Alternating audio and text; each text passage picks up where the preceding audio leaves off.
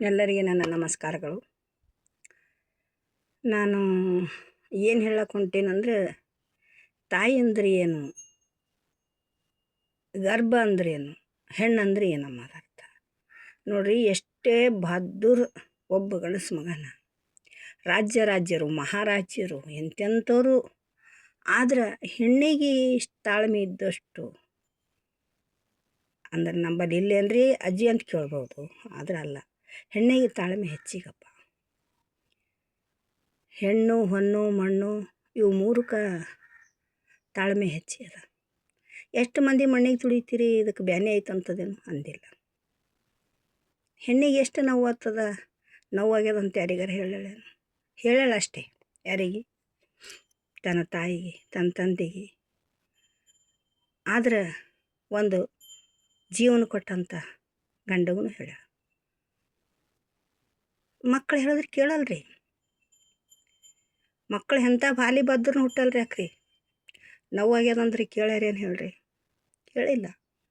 ಸುಮ್ಮ ಕೇಳ್ತಾರೆ ಅಷ್ಟೇ. ಅವ್ರ ಮನಸಾರ್ಲಿಂದ ನಮ್ಮ ತಾಯಿ ನೋವಾಯ್ತೇನೋ ಅಂತ ಅವ್ರು ಕೇಳಂಗಿಲ್ಲ. ಕೇಳಲ್ಲ. ಅವ್ರನ್ನೂ ಕೇಳಿಲ್ಲ, ಹಿಂದಿನವ್ರು ಕೇಳಿಲ್ಲ, ಮುಂದಿನವ್ರು ಕೇಳಲ್ಲ. ಅದ್ರಾಗ ಏನು ತಪ್ಪಿಲ್ಲ ಬಿಡ್ರಿ. ಕೇಳಿದ್ರೆ ಸರಿ ಅದಕ್ಕಂದಿಲ್ಲ. ಕೇಳಲ್ಲ. ಎಂಥ ಒಂದು ಜನ್ಮ ಕೊಡಬೇಕಾದ್ರೆ ಹೆಣ್ಣಿಗೆ ಮತ್ತೆ ಅಲ್ಲಿಂದ ಸಾಧ್ಯ ಆಗಿದೆನೋ. ಹೆಣ್ಣಂಬ ಜೀವರಾಶಿಗಳಿಗೆ ಜನ್ಮ ಕೊಡಲಕ್ಕ ಮತ್ತೊಂದಕ್ಕೆ ಆಗ್ಯದೇನೋ ಆಗಿಲ್ಲ.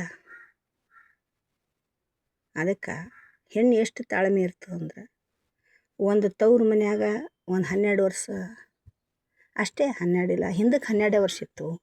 ಈಗ 20 ವರ್ಷದ, 30 ವರ್ಷದ, 10 ವರ್ಷದ.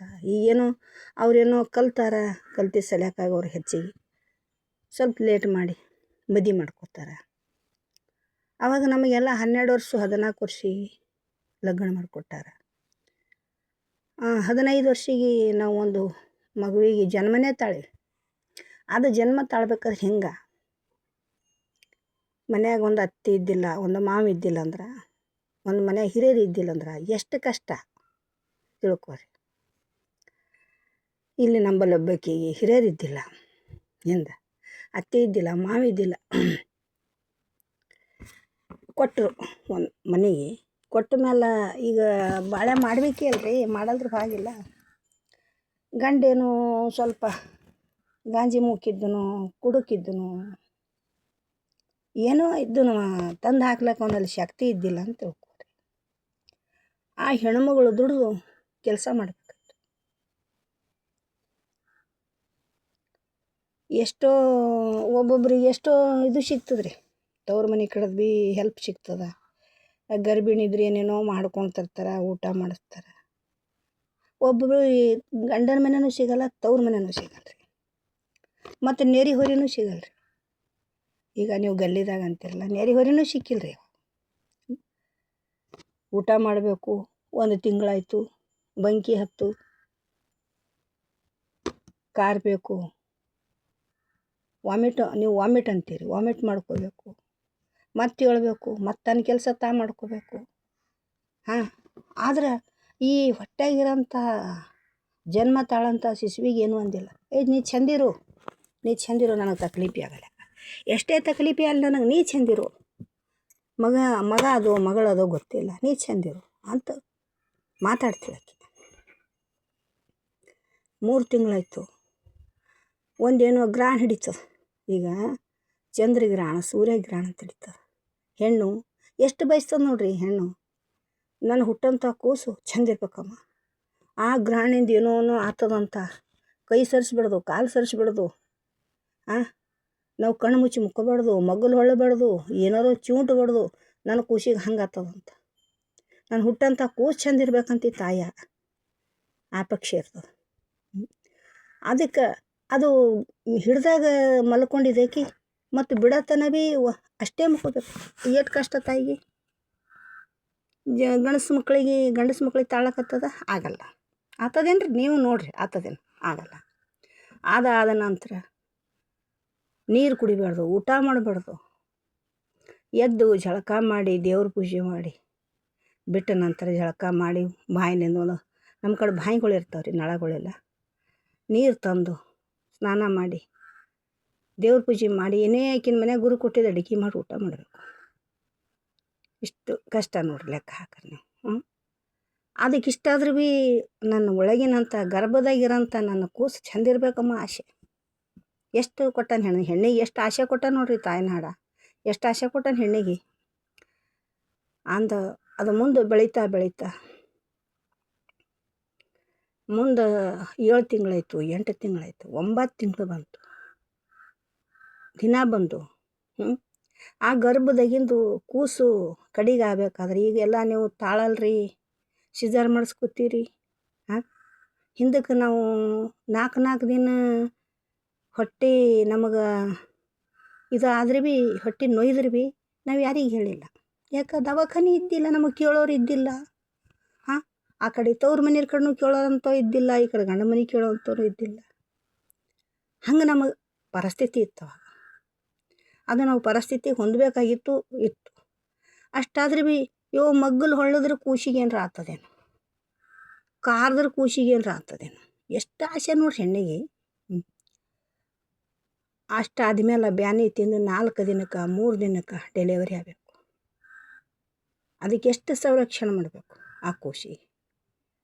1 ತಿಂಗಳ, ಆ ತಿಂಗಳು 2 ತಿಂಗಳಾಯ್ತಪ್ಪ ಅಂದ್ರೆ ಆ ಗಂಡನ ಮನೆಯವರು ತವ್ರ ಮನೆಗೆ ಚೆನ್ನಾಗಿ ಕರ್ಕೊಂಡು ಹೋಗ್ತಾರೇನೋ ಅಂತ ಆಸೆ ಮಾಡಿದ್ರೆ ಕರ್ಕೊಂಡು ಹೋಗೋಂಥವ್ರು ಇರಲ್ಲ. ಒಂದು ಸಲ ಇರ್ತೀರು, ಒಂದು ಸಲ ಯಾರಿಗಿಲ್ಲ. ಆ ಖುಷಿ 1 ತಿಂಗಳು 2 ತಿಂಗಳು 3 ತಿಂಗಳು 9 ತಿಂಗಳು ಸೌರಿಸಿ ನಾವು ಅಡಿಗೆ ಹೋಗ್ಬೇಕಾದ್ರೆ ಒಂದು ಗಿಡಕ್ಕೆ ತೊಟ್ಟಲು ಅಂತ ಕಟ್ತಿದ್ದೇವೆ ರೀ. ಈಗ ನೀವು ಶೀರೆ ಜುಗಿ ಹಾಕ್ತೀರಿ ನೋಡು, ಅದು ಶೀರಿದು ತೊಟ್ಟಲು ಮಾಡ್ತೀರಿ ನೋಡ್ರಿ, ಹಂಗೆ ನಾವು ಗಿಡಕ್ಕೆ ತೊಟ್ಟಲು ಕಟ್ತೀವಿ ಒಯ್ದು. ಆ ಖುಷಿಗೆ ಎರ್ಕೊಂಡು ಒಯ್ದು ನೀರು ಹಾಕಿ ಮಂಗಿಸಿ ಕೆಲಸ ಮಾಡಬೇಕು ನಾವು. ಆ ಕೆಲಸ ಮಾಡಿದಾಗ ನಮ್ಗೆ ಸಂಜೆಗೆ ಉಳ್ಳಕ್ಕೆ ಅಥವಾ ನಾಳೆ ಉಳ್ಳಕ್ಕೆ ಸಿಗ್ತಿತ್ತು. ಅಂಥ ಟೈಮ್ ಇತ್ತವ. ಆ ಪರಿಸ್ಥಿತಿಯಾಗ ಬಂದಿದ್ದೇವೆ ನಾವು. ಈಗ ನಾವೆಲ್ಲ ಇನ್ನೊಬ್ಬರೆಲ್ಲ ನಮ್ಮ ಅವಾಗಿನ ಕಾಲಕ್ಕೆ ಹಾಗೆ ಇತ್ತಂತ ತಿಳ್ಕೊರಿ. ಹೆಣ್ಣಿಗೆ ಎಷ್ಟು ಕಷ್ಟ ಇರ್ತದಂತ. ಅದೆಲ್ಲ ಮಾಡಿದ ಮೇಲೆ ಮುಂದೆ ಖುಷಿ ಬೆಳೆಸ್ಬೇಕಾದ್ರೆ ಎಷ್ಟು ಕಷ್ಟ ಅದ. ಅವನಿಗೇನೋ ನೀವೆಲ್ಲ ಈಗೆಲ್ಲ ರೊಕ್ಕವ LKG UKG ಏನೇನೋ ಹಚ್ಚಲಕತ್ತೀರಿ.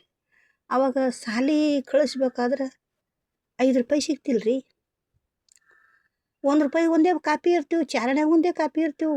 ಆದ್ರೆ ತೊಗೊಂಡು ಕೊಡ್ಲಕ್ಕೆ ನಮಗೆ ಆತಿದ್ದಿಲ್ಲ. ಆದ್ರೂ ಬಿಟ್ಟಿಲ್ಲ. ಆವಾಗ ನಾವು ಬಿಟ್ಟಿಲ್ಲ. ಒಂದು 2 ರೂಪಾಯಿ ಸದಿ ಅಂತೆ ಕಳೆಯೋದಂತ ಇರ್ತದಲ್ಲ ರೀ, ಹೊಲ್ದಾಗ ಸದಿ ಕಳೆ ಅಂತ ಇರ್ತದಲ್ಲ. 2 ರೂಪಾಯಿಗೆ ಆಗಲ್ಯಾಕ 3 ರೂಪಾಯಿದೇ ಸದಿ ಆಗಲ್ಯಾಕ ಕಳೆದು ನಮ್ಮ ಮಕ್ಕಳಿಗೆ ನಾವು ವಿದ್ಯಾಭ್ಯಾಸ ಮಾಡಿಸ್ಬೇಕಂತ ನಮಗೂ ಆಸೆ ಇತ್ತು ರೀ ಅವಾಗ, ಇಲ್ಲಂತಿಲ್ಲ. ಈಗ ನನಗೇ ಅಲ್ಲ ಮತ್ತೊಬ್ಬರಿಗೆಲ್ಲ ಆಸೆ ಇತ್ತೇ ಇತ್ತವ. ಆ ಮಗ ಬೆಳೆದ ನಿಂತು 2 ರೂಪಾಯಿ 3 ರೂಪಾಯಿ ಕಲಿಸಿ ಆ ಮಗ ಬೆಳೆದ ನಿಂತು ಆ ಮಕ್ಕಳಿಗೆ ಸಂರಕ್ಷಣೆ ಮಾಡಿ ಎಲ್ಲೋ ಹಾಸ್ಟೆಲ್ಗೆ ಇಕ್ಕಿ ಮಕ್ಕಳಿಗೆ ಏನೋ ಒಂದು ಪರಿಸ್ಥಿತಿದಾಗ ಅವ್ರಿಗೆ ಒಂದು ತಿದ್ದಿ ತೀಡಿ ಹಿಂಗೆ ಮಾಡಬೇಕು ಅಂಥೇಳಿ ನಮ್ಮ ಕೈಲಾದ ಮಷ್ಟಿಗೆ ಮಾಡಿಕೆಸಿಂದ ಮಾಡಿದಾಗ ನಮ್ಮ ಊರನ್ನು ನಮ್ಮ ಕೇರಿಯನ್ನು ನಮ್ಮ ಹಳ್ಳಿಗಳನ್ರಿ ಈ ನಮನ ಮಾಡ್ತಿದ್ದೇವೆ ನಾವು ಹೆಣ್ಮಕ್ಳು. ಮಾಡಿದಾಗ ಮುಂದೆ ದೊಡ್ಡವರಾದರು, ಲಗ್ನ ಆಯಿತು. ಯಾರಿಗೋ ನೌಕರಿ ಹತ್ಯವ, ಯಾರಿಗೂ ಹತ್ತಿಲ್ಲ. ಎಲ್ಲರ ದೈವ ಒಂದೇ ಇರ್ತದ್ರಿ, ಇರಲ್ಲ. ಯಾರ ಮಕ್ಕಳು ಯಾವ ತಾಯಿ ಮಕ್ಕಳು ನೌಕರಿ ಮಾಡ್ಲತ್ತಾರ, ಯಾವ ತಾಯಿ ಮಕ್ಕಳು ಒಕ್ಕಲ್ತನ ಮಾಡ್ಲತ್ತಾರ, ಯಾವ ತಾಯಿ ಮಕ್ಕಳು ಏನೇನೋ ಉದ್ಯೋಗ ವ್ಯಾಪಾರ ಏನೇನೋ ಮಾಡ್ಲಿಕ್ಕತ್ತಾರ್ರಿ. ಅವ್ರಿಗೆ ಮುಂದೊಂದು ಮದುವೆ ಮಾಡಿ ನೋಡ್ಬೇಕಮ್ಮ ಈ ತಾಯಿ ಆಸೆ ಇರ್ತದೆ. ತಾಯಿ ತಂದೆದು ಭಾಳ ಆಸೆ ಇರ್ತದೆ.